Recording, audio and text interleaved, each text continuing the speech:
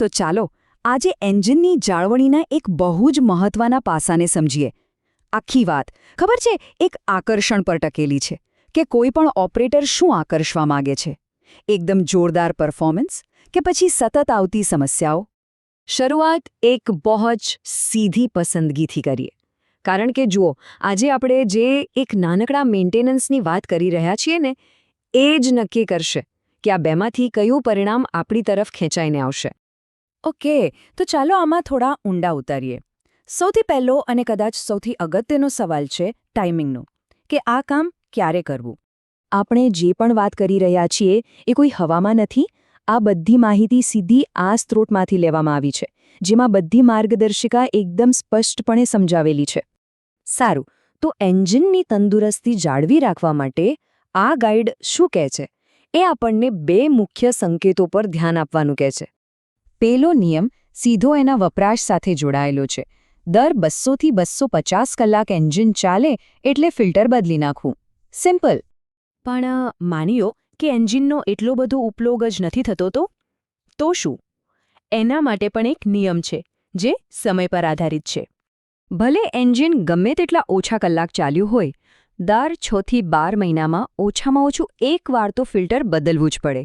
ટૂંકમાં મુદ્દો એ છે કે આ બેમાંથી જે પણ પહેલાં આવે, કલાક કે મહિના, બસ એ નિયમ લાગુ પડી જાય.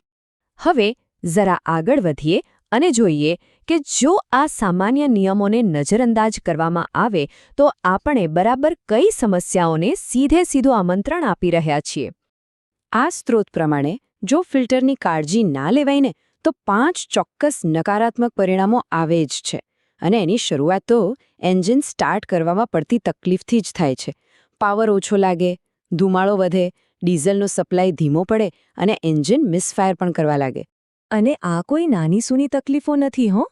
આ દરેક સમસ્યાનો સીધો મતલબ છે કે કામ અટકી પડે, એન્જિનની ક્ષમતા ઘટે અને ભવિષ્યમાં કોઈ મોટા અને ખર્ચાળ સમારકામની શક્યતા અનેક ગણી વધી જાય.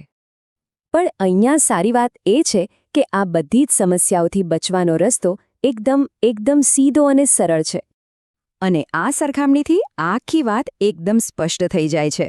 એક બાજુ છે સમસ્યાઓનો પહાડ જે ભરાયેલું ફિલ્ટર આકર્ષે છે, અને બીજી બાજુ છે એ ભરોસો અને પરફોર્મન્સ જે દરેક ઓપરેટરને જોઈએ છે. એ આકર્ષાય છે નિયમિત ફેરફારથી. તો પછી સાચું પરિણામ આકર્ષવા માટે બીજું કંઈ નહીં, બસ આ 3 સરળ સ્ટેપ્સને નિયમિતપણે અનુસરવાના છે. કલાકોનો હિસાબ રાખો, તારીખ નોંધી લો અને સમયસર બદલી નાખો. તો આ આખી ચર્ચામાંથી યાદ રાખવા જેવી સૌથી મહત્વની વાત કઈ?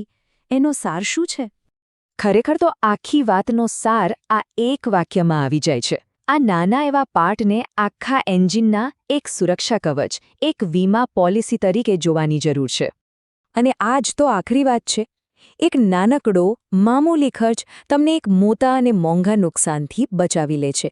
આનાથી વધુ સારો સોદો કયો હોઈ શકે? અંતમાં બસ એક સવાલ, જેના પર સૌએ વિચારવા જેવું છે. કારણ કે તેનો જવાબ જાણવો એ જ પોતાના સાધનમાંથી શ્રેષ્ઠ પરફોર્મન્સને આકર્ષિત કરવાની દિશામાં સૌથી પહેલું અને જરૂરી પગલું છે.